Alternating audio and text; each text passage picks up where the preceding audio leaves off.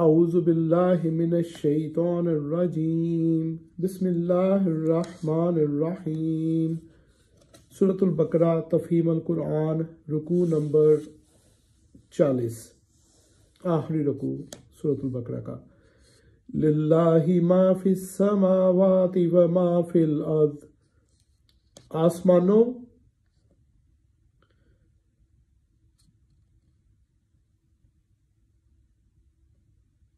اور زمین میں جو کچھ ہے سب اللہ کا ہے۔ یہ خاتمہ کلام ہے، اس لیے جس طرح سورت کا آغاز دین کی بنیادی تعلیمات سے کیا گیا تھا، اسی طرح سورت کو ختم کرتے ہوئے بھی ان تمام اصولی امور کو بیان کر دیا گیا ہے جن پر دین اسلام کی اساس قائم ہے۔ تقابل کے لیے اس سورت کے پہلے رکوع کو سامنے رکھ لیا جائے تو زیادہ مفید ہوگا۔ آسمان اور زمین میں جو کچھ ہے سب اللہ کا ہے، یہ دین کی اولین بنیاد ہے۔ اللہ تعالیٰ کا مالک زمین و آسمان ہونا اور ان تمام چیزوں کا جو آسمان و زمین میں ہے اللہ ہی کی ملک ہونا، دراصل یہی وہ بنیادی حقیقت ہے جس کی بنا پر انسان کے لیے کوئی دوسرا طرز عمل اس کے سوا جائز اور صحیح نہیں ہو سکتا کہ وہ اللہ کے آگے سر اطاعت جھکا دے۔ وَإِن تُبْدُوا مَا فِي أَنفُسِكُمْ أَوْ تُخْفُوهُ يُحَاسِبْكُمْ بِهِ اللَّهُ، تم اپنے دل کی باتیں خواہ ظاہر کرو یا چھپاؤ، اللہ بہرحال ان کا حساب تم سے لے گا۔ اس فقرے میں مزید دو باتیں ارشاد ہوئیں، ایک یہ کہ ہر انسان فرداً اللہ کے سامنے ذمہ دار اور جواب دہ ہے، دوسرے یہ کہ جس بادشاہ زمین و آسمان کے سامنے انسان جواب دہ ہے وہ غیب و شہادت کا علم رکھنے والا ہے، حتیٰ کہ دلوں کے چھپے ہوئے ارادے اور خیالات تک اس سے پوشیدہ نہیں ہے۔ فَيَغْفِرُ لِمَن يَشَاءُ وَيُعَذِّبُ مَن يَشَاءُ، پھر اسے اختیار ہے جسے چاہے معاف کر دے اور جسے چاہے سزا دے۔ وَاللَّهُ عَلَى كُلِّ شَيْءٍ قَدِيرٌ، وہ ہر چیز پر قدرت رکھتا ہے۔ یہ اللہ کے اختیار مطلق کا بیان ہے، اس کو کسی قانون نے باندھ نہیں رکھا ہے کہ اس کے مطابق عمل کرنے پر وہ مجبور ہو، بلکہ وہ مالک مختار ہے، سزا دینے اور معاف کرنے کے کلی اختیارات اس کو حاصل ہیں۔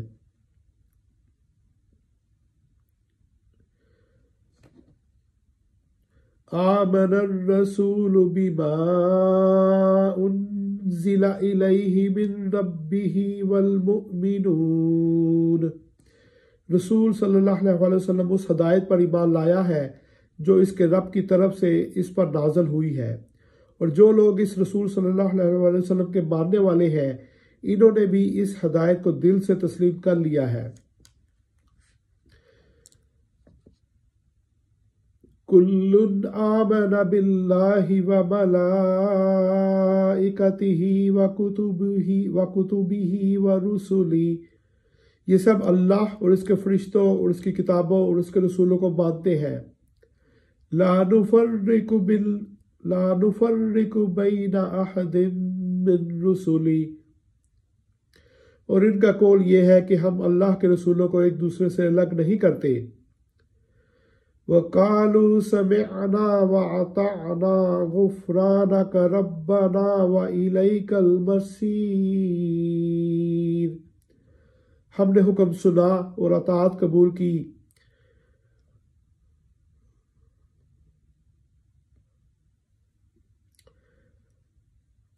مالک ہم تجھ سے خطا بخشی کے طالب ہیں اور ہمیں تیری ہی طرف پلٹنا ہے۔ اس آیت میں تفصیلات سے قطع نظر کر کے اسلام کے عقائد اور اسلامی طرز عمل کا خلاصہ بیان کر دیا گیا ہے، اور وہ یہ ہے اللہ کو، اس کے فرشتوں کو، اس کی کتابوں کو ماننا، اس کے تمام رسولوں کو تسلیم کرنا بغیر اس کے کہ ان کے درمیان فرق کیا جائے، یعنی کسی کو مانا جائے اور کسی کو نہ مانا جائے، اور اس امر کو تسلیم کرنا کہ آخرکار ہمیں اس کے حضور میں حاضر ہونا ہے۔ یہ 5 امور اسلام کے بنیادی عقائد ہیں۔ ان عقائد کو قبول کرنے کے بعد ایک مسلمان کے لیے صحیح طرز عمل یہ ہے کہ اللہ کی طرف سے جو حکم پہنچے اسے وہ بسر و چشم قبول کرے، اس کی اطاعت کرے اور اپنے حسن عمل پر غرہ نہ کرے، بلکہ اللہ سے عفو و درگزر کی درخواست کرتا رہے۔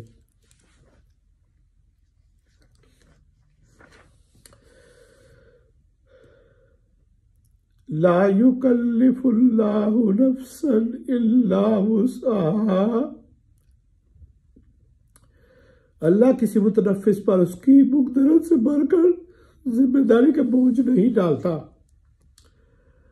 یعنی اللہ کے ہاں انسان کی ذمہ داری اس کی مقدرت کے لحاظ سے ہے۔ ایسا ہرگز نہ ہوگا کہ بندہ ایک کام کرنے کی قدرت نہ رکھتا ہو اور اللہ اس سے باز پرس کرے کہ تو نے فلاں کام کیوں نہ کیا، یا ایک چیز سے بچنا فی الحقیقت اس کی مقدرت سے باہر ہو اور اللہ اس پر مواخذہ کرے کہ تو نے اسے پرہیز کیوں نہ کیا۔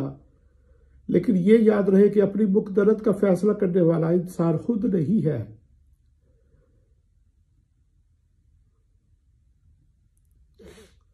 اس کا فیصلہ اللہ ہی کر سکتا ہے کہ ایک شخص فی الحقیقت کس چیز کی قدرت رکھتا تھا اور کس چیز کی نہ رکھتا تھا۔ لَهَا مَا كَسَبَتْ وَعَلَيْهَا مَا اكْتَسَبَتْ، ہر شخص نے جو نیکی کمائی ہے اس کا پھل اسی کے لیے ہے، اور جو بدی سمیٹی ہے اس کا وبال اسی پر ہے۔ یہ اللہ کے قانون مجازات کا دوسرا قاعدہ کلیہ ہے۔ ہر آدمی انعام اسی خدمت پر پائے گا جو اس نے خود انجام دی ہو۔ یہ ممکن نہیں ہے کہ ایک شخص کی خدمات پر دوسرا انعام پائے، اور اسی طرح ہر شخص اسی قصور میں پکڑا جائے گا جس کا وہ خود مرتکب ہوا ہو۔ یہ نہیں ہو سکتا کہ ایک کے قصور میں دوسرا پکڑا جائے۔ ہاں، یہ ضرور ممکن ہے کہ ایک آدمی نے کسی نیک کام کی بنا رکھی ہو اور دنیا میں ہزاروں سال تک اس کام کے اثرات چلتے رہے اور یہ سب اس کے کارنامے میں لکھے جائے، اور ایک دوسرے شخص نے کسی برائی کی بنا رکھی ہو اور صدیوں تک دنیا میں اس کا اثر جاری رہے اور اس ظالم اول کے حساب میں درج ہوتا رہے۔ لیکن یہ اچھا یا برا جو کچھ بھی پھل ہوگا اس کی سعی اور اسی کے کسب کا نتیجہ ہوگا۔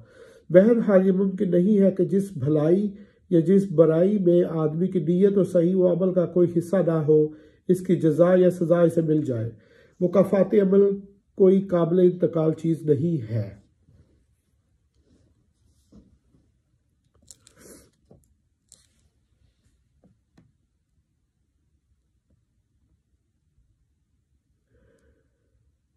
ربنا ولا تحمل علينا إصرا كما حملته على الذين من قبلنا، ایمان لانے والو تم یوں دعا کیا کرو، اے ہمارے رب ہم سے بھول چوک میں جو قصور ہو جائے ان پر گرفت نہ کرنا، مالک ہم پر وہ بوجھ نہ ڈال جو تو نے ہم سے پہلے لوگوں پر ڈالے تھے۔ یعنی ہمارے پیش روؤں کو تیری راہ میں جو آزمائشیں پیش آئیں، جن زبردست ابتلاؤں سے وہ گزرے، جن مشکلات سے انہیں سابقہ پڑا، ان سے ہمیں بچا۔ اگرچہ اللہ کی سنت یہی رہی ہے کہ جس نے بھی حق کو صداقت کی پیروی کا عزم کیا ہے اسے سخت آزمائشوں اور فتنوں سے دوچار ہونا پڑا ہے، اور جب آزمائشیں پیش آئے تو مومن کا کام یہی ہے کہ پورے استقلال سے ان کا مقابلہ کرے۔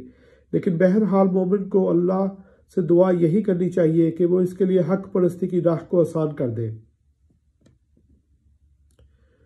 ربنا ولا تحملنا ما لا طاقت لنا به، پروردگار جس بار کو اٹھانے کی طاقت ہم میں نہیں ہے وہ ہم پر نہ رکھ، یعنی مشکلات کا اتنا ہی بار ہم پر ڈال جسے ہم سہار لے جائیں، آزمائشیں بس اتنی ہی بھیج کہ ان میں ہم پورے اتر جائیں، ایسا نہ ہو کہ ہماری قوت برداشت سے بڑھ کر سختیاں ہم پر نازل ہوں اور ہمارے قدم راہ حق سے ڈگمگا جائیں۔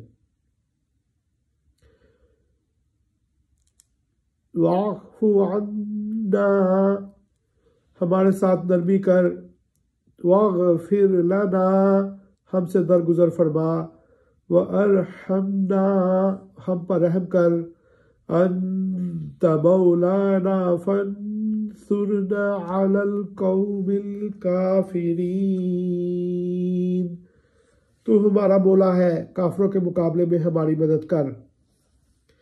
اس دعا کی پوری روح کو سمجھ کے لیے یہ بات پیش نظر رہنی چاہیے کہ یہ آیات ہجرت سے تقریباً 1 سال پہلے معراج کے موقع پر نازل ہوئی تھی، جبکہ مکے میں کفر و اسلام کی کشمکش اپنی انتہا کو پہنچ چکی تھی۔ مسلمانوں پر مصائب و مشکلات کے پہاڑ ٹوٹ رہے تھے، اور صرف مکہ ہی نہیں بلکہ سرزمین عرب پر کوئی جگہ ایسی نہ تھی جہاں کسی بندہ خدا نے دین حق کی پیروی اختیار کی ہو اور اس کے لیے خدا کی سرزمین پر سانس لینا دشوار نہ کر دیا گیا ہو۔ ان حالات میں مسلمانوں کو تلقین کی گئی کہ اپنے مالک سے اس طرح دعا مانگا کرو۔ ظاہر ہے کہ دینے والا خود ہی جب مانگنے کا ڈھنگ بتائے تو ملنے کا یقین آپ سے آپ پیدا ہوتا ہے۔ اس لیے یہ دعا اس وقت مسلمانوں کے لیے غیر معمولی تسکین قلب کی موجب ہوئی۔ علاوہ بڑی اس دعا میں ضمناً مسلمانوں کو یہ بھی تلقین کر دی گئی کہ وہ اپنے جذبات کو کسی نامناسب رخ پر نہ بہنے دیں، بلکہ انہیں اس دعا کے سانچے میں ڈھال لیں۔ ایک طرف ان روح فرسا ظالم کو دیکھیں جو محض حق پرستی کے جرم میں ان لوگوں پر توڑے جا رہے تھے، اور دوسری طرف اس دعا کو دیکھیے جس میں دشمنوں کے خلاف کسی تلخی کا شائبہ تک نہیں۔ ایک طرف ان جسمانی تکلیفوں اور مالی نقصانات کو دیکھیے جن میں یہ لوگ مبتلا تھے، اور دوسری طرف اس دعا کو دیکھیے جس میں کسی دنیوی مفاد کی طلب کا ادنا نشان تک نہیں ہے۔ ایک طرف ان حق پرستوں کی انتہائی خستہ حالی کو دیکھیے، اور دوسری طرف ان بلند اور پاکیزہ جذبات کو دیکھیے جن سے یہ دعا لبریز ہے۔ اس تقابل ہی سے صحیح اندازہ ہو سکتا ہے کہ اس وقت اہل ایمان کو کس طرز کی اخلاقی و روحانی تربیت دی جا رہی تھی۔ صدق اللہ العظیم۔